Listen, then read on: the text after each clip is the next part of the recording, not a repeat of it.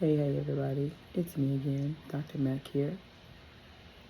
Coach Dr. Mack, Apostle Dr. Mack, Michelle. Listen, I want to just briefly talk to you. I was reading a bunch of notes in a journal that I have, and I came across something that I journaled. It's been some months now. I was just taking notes during a conversation that I was having, and it was specific to leaders.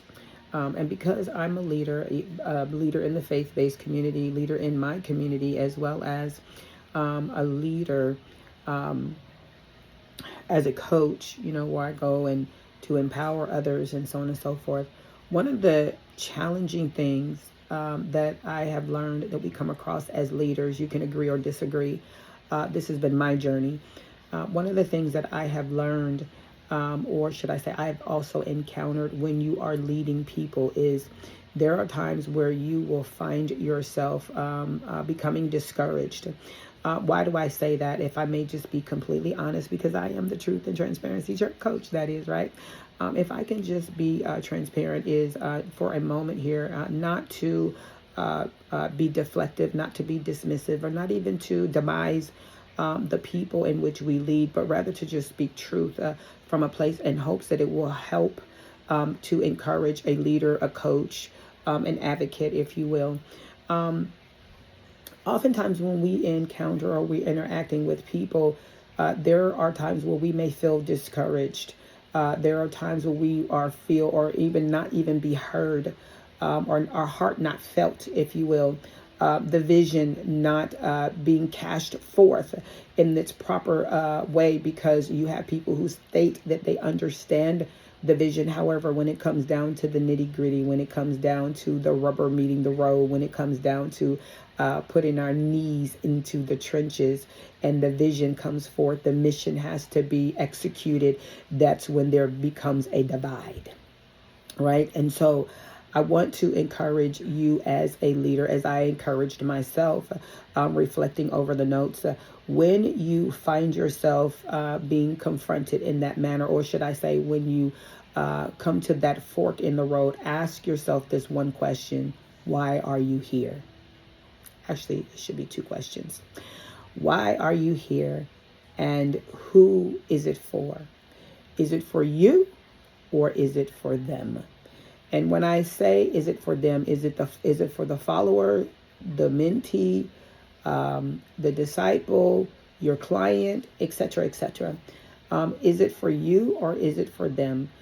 Because at the end of the day, if your focus is in the right direction and you are following the vision that was preset before you, and you stick to the script of the mission, you will find that 99.999 times that it is for the individual who needs it.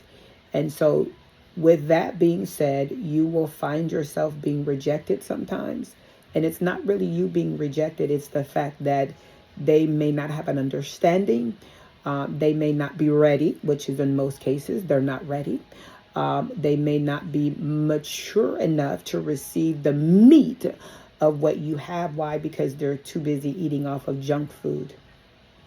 Let that settle in. Or it could also be they have their vision is their own fleshly, selfish desires as opposed to the bigger picture, right? Because when we begin to analyze and look at the bigger picture, we will find that that bigger picture is going to stretch us. That bigger picture is going to cause us to become very, very uncomfortable. That bigger picture is also going to force us, if you will, to receive conviction, receive truth, receive instructions and directions that we're not familiar with or not even comfortable with.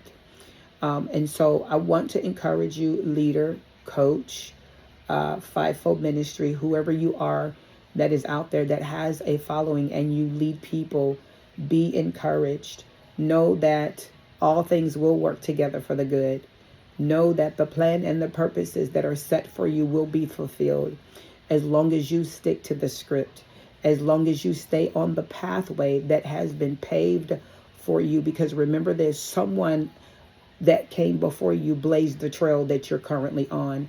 And it's up to you to stick to that script. Yeah, I understand there may be some maneuvering or little adjustments here and there. However, but for the most part, the ones that God has predestined, the ones that God has ordained, the ones that God has chosen, He made sure that the path that you're currently on was blazed with His anointing. So be encouraged. When the rejection comes, know that they're not rejecting you, but rather they're rejecting the God on the inside of you. Know that when they up and leave prematurely, they have up and left their assignment. They have up and left, and they have left their destiny that awaits them. They left it on the side of the road, if you will, kind of like when people, they leave an animal on the side of the road because they don't care to care for it any longer. Know that you're not overlooked. You're not misunderstood.